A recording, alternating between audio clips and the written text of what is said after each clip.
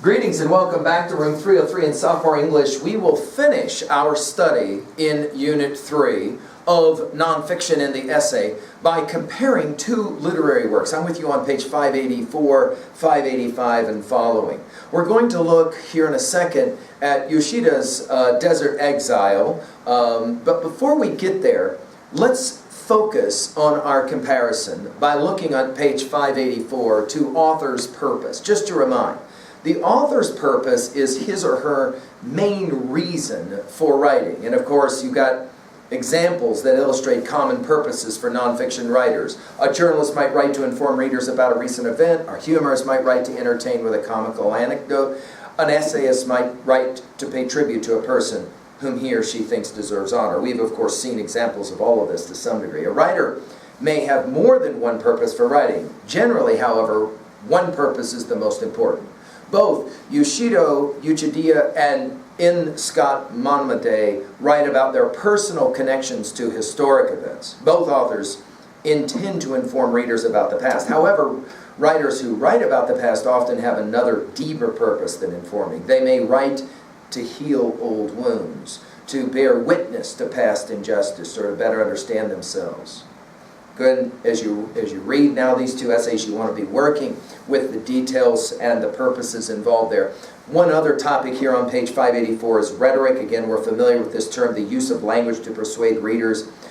For example, we might look at Yoshida's use of details, appealing to readers' emotions, eliciting sympathy for her plight, or Momade's blending of history with the descriptions of landscapes and people to make vivid the Kiowa past and help readers feel its loss. We turn now to Yoshida, and I'm with you now on page 585. Of course, we, living in Wyoming, are altogether familiar with Heart Mountain and the camps that were created for Japanese Americans. Let's read a little bit about Yoshida. Notice your dates, 1921 to 1992. Yoshida's childhood fairly uneventful until history struck.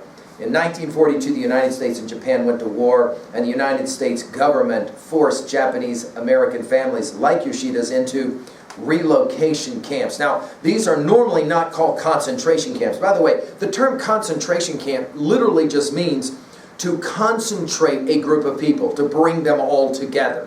Nazi concentration camps, like we heard from Elie Wiesel, were, of course, camps that were specifically death camps. They were invented to kill large numbers of people through either hard work or gas or bullets or whatever.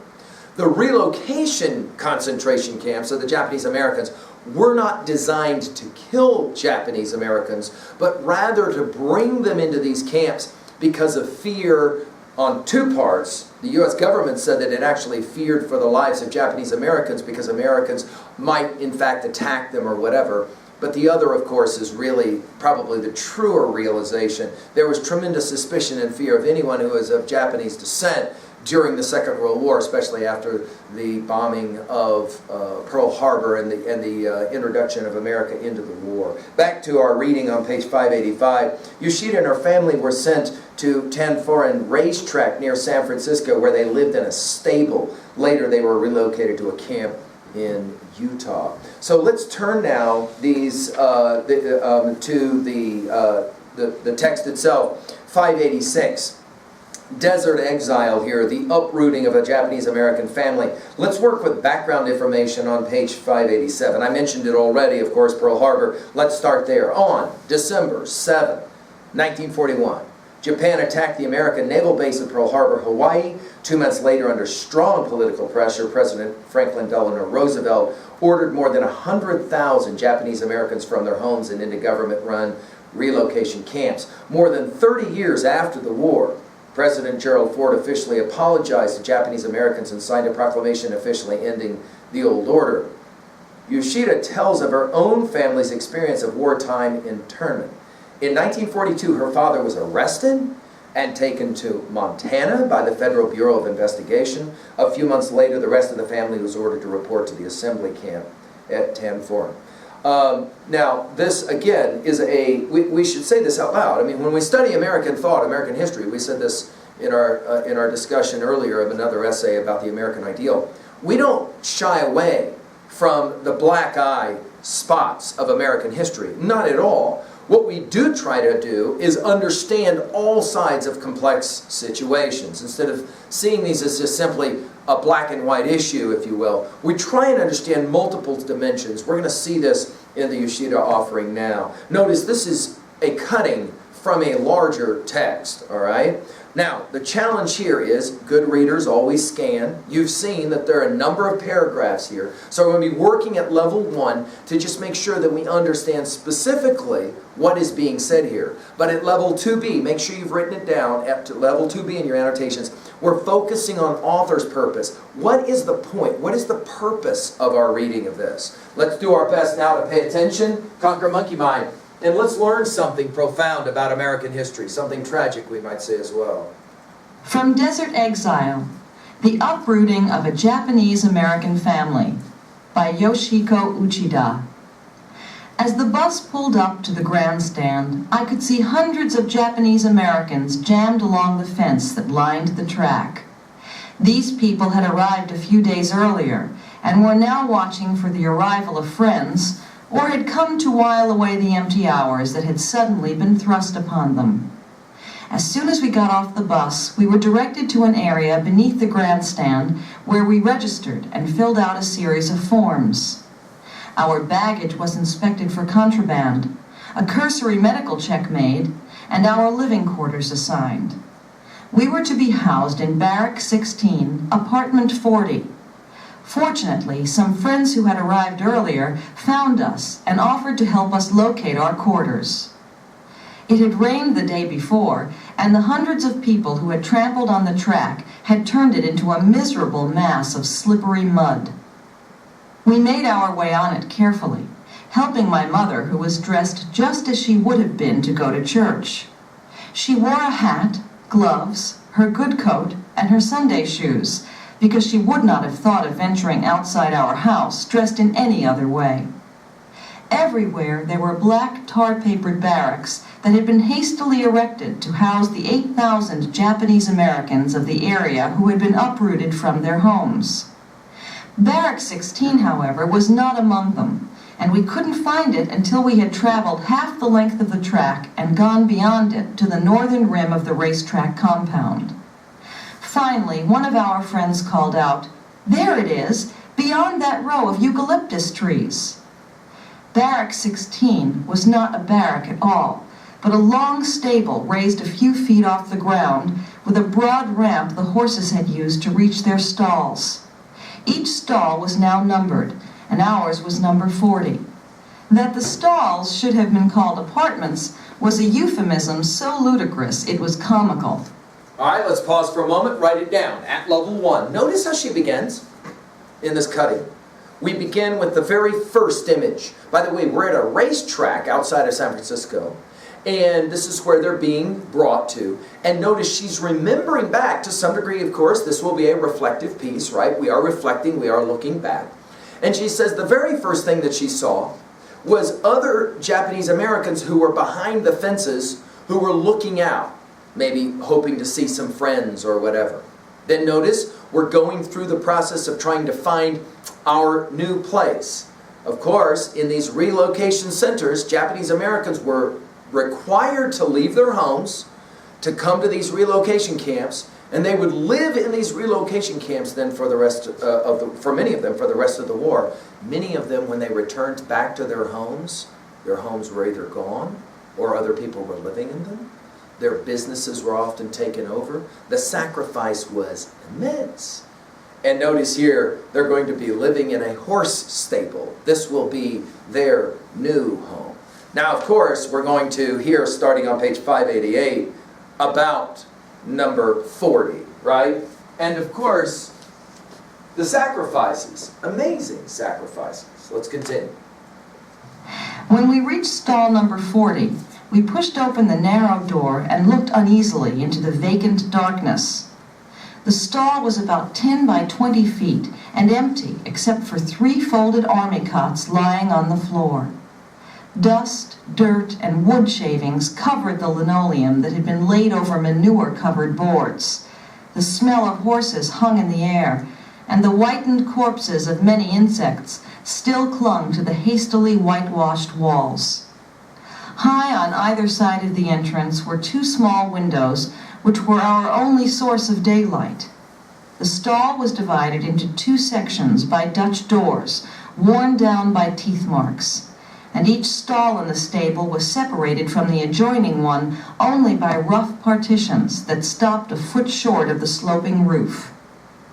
The space, while perhaps a good source of ventilation for the horses, deprived us of all but visual privacy, and we couldn't even be sure of that because of the crevices and knotholes in the dividing walls. Because our friends had already spent a day as residents of Tanforan, they had become adept at scrounging for necessities.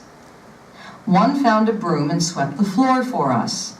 Two of the boys went to the barracks where mattresses were being issued, stuffed the ticking with straw themselves, and came back with 3 for our cots. Nothing in the camp was ready. Everything was only half finished. I wondered how much the nation's security would have been threatened had the army permitted us to remain in our homes a few more days until the camps were adequately prepared for occupancy by families. By the time we had cleaned out the stall and set up the cots, it was time for supper. Somehow, in all the confusion, we had not had lunch, so I was eager to get to the main mess hall, which was located beneath the grandstand. The sun was going down as we started along the muddy track, and a cold, piercing wind swept in from the bay. When we arrived, there were 6 long, weaving lines of people waiting to get into the mess hall. We took our place at the end of one of them, each of us clutching a plate and silverware borrowed from friends who had already received their baggage. Shivering in the cold, we pressed close together, trying to shield Mama from the wind. As we stood in what seemed a breadline for the destitute, I felt degraded, humiliated, and overwhelmed with a longing for home. And I saw the unutterable sadness on my mother's face. This was only the first of many lines we were to endure, and we soon discovered that waiting in line was as inevitable a part of Tanforan as the north wind that swept in from the bay, stirring up all the dust and litter of the camp.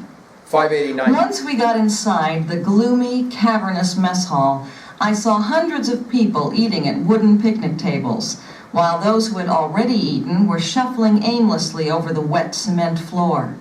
When I reached the serving table and held out my plate, a cook reached into a dishpan full of canned sausages and dropped 2 onto my plate with his fingers. Another man gave me a boiled potato and a piece of butterless bread. With 5,000 people to be fed, there were few unoccupied tables, so we separated from our friends and shared a table with an elderly man and a young family with 2 crying babies. No one at the table spoke to us, and even Mama could seem to find no friendly word to offer, as she normally would have done. We tried to eat, but the food wouldn't go down. "Let's get out of here," my sister suggested. We decided it would be better to go back to our barrack than to linger in the depressing confusion of the mess hall. It had grown dark by now, and since Tanforan had no lights for nighttime occupancy, we had to pick our way carefully down the slippery track. Once back in our stall, we found it no less depressing, for there was only a single electric light bulb dangling from the ceiling, and a 1-inch crevice at the top of the north wall admitted a steady draft of the cold night air. We sat huddled on our cots, bundled in our coats, too cold and miserable even to talk. My sister and I worried about Mama, for she wasn't strong and had recently been troubled with neuralgia, which could easily be aggravated by the cold. She, in turn, was worrying about us, and of course, we all worried and wondered about Papa. Pause for a moment at level 1. What are already some of the major struggles that we're writing about? Obviously, dislocation is one, but let's talk about some of the other more specific ones. The place where they have to live, the horse stall, clearly, quickly put together, no light from the outside, very much light from the outside. The weather, cold, rainy. The nasty wet track. We could write down the food part of this. Of Of course, the food that's given to them, not the food they normally maybe would eat back home, right? The food can't go down. Let's write this one down, one of the major struggles. The worry about family. Yes? The worry about family. Worrying about mother. She's not strong, she has bad health. Worrying about Papa, about the father of the family. And the realization that you're stuck. You can't like say, hey, this is totally unfair. We haven't done anything. We shouldn't even be here. You don't have any of those options. Survival. Let's write this one down. How long are we going to be here? Whoa, that's a big one, right? How long? Is this like for a week? For a month? For 5 months? 6 months? Like how long do we got to do this project? We look back with hindsight to know how long this was. But in the moment itself, you get that sense of intense confusion. What in heaven's name is going on here? Notice on page 589, they try and give you some sense of the gloominess of all of this, the sadness of all of this with a picture, right? All right, let's keep going. What else will be the challenges of this experience? Suddenly, we heard the sound of a truck stopping outside. "Hey, Uchida! Apartment 40!" a boy shouted. I rushed to the door and found the baggage boys trying to heave our enormous camp bundle over the railing that fronted our stall. "What you got in here anyway?" they shouted good-naturedly as they struggled with the unwieldy bundle. "It's the biggest thing we got on our truck." I grinned, embarrassed, but I could hardly wait to get out our belongings. My sister and I fumbled to undo all the knots we had tied into the rope around our bundle that morning and eagerly pulled out the familiar objects from home. 590. We unpacked our blankets, pillows, sheets, tea kettle, and most welcome of all, our electric hot plate.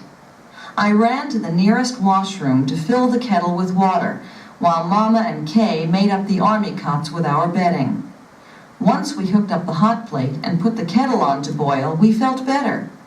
We sat close to its warmth, holding our hands toward it as though it were our fireplace at home. Before long, some friends came by to see us, bringing with them the only gift they had, a box of dried prunes. Even the day before, we wouldn't have given the prunes a second glance, but now they were as welcome as the boxes of Maskey's chocolate my father used to bring home from San Francisco.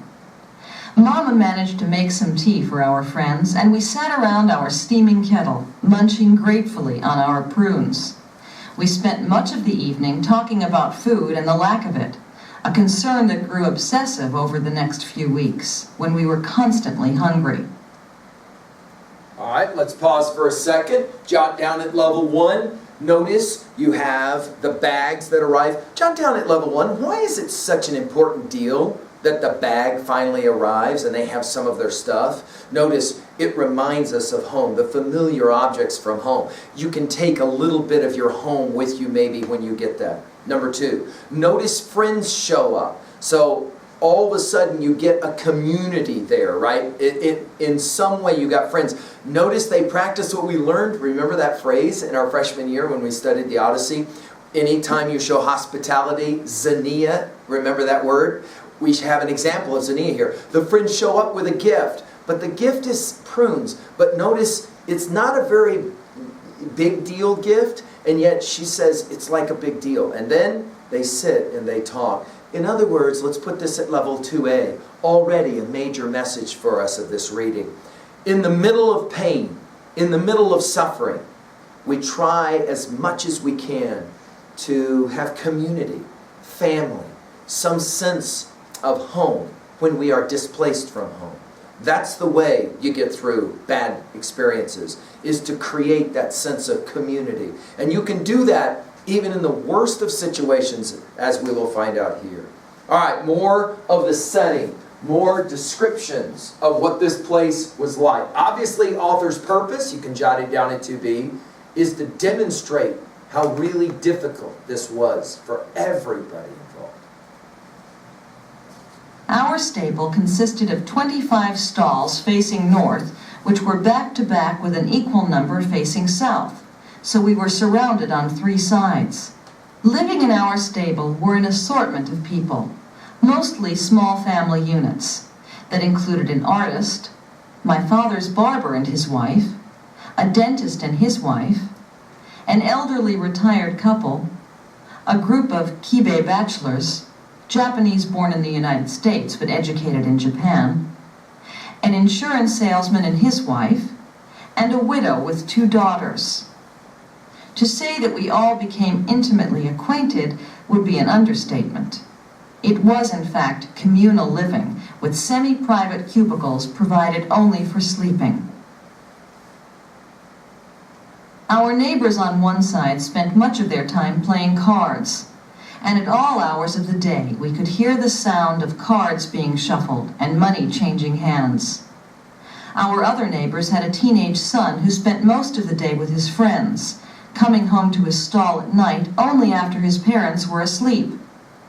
Family life began to show signs of strain almost immediately, not only in the next stall, but throughout the entire camp. Makes sense, right? One Sunday, our neighbor's son fell asleep in the rear of his stall with the door bolted from inside. When his parents came home from church, no amount of shouting or banging on the door could awaken the boy. "Our stupid son has locked us out," they explained, coming to us for help. I climbed up on my cot and considered pouring water on him over the partition, for I knew he slept just on the other side of it. Instead, I dangled a broom over the partition and poked and prodded with it, shouting, "Wake up! Wake up!" until the boy finally bestirred himself and let his parents in. 591. We became good friends with our neighbors after that. About 100 feet from our stable were 2 latrines and 2 washrooms for our section of camp, 1 each for men and women. The latrines were crude wooden structures containing 8 toilets separated by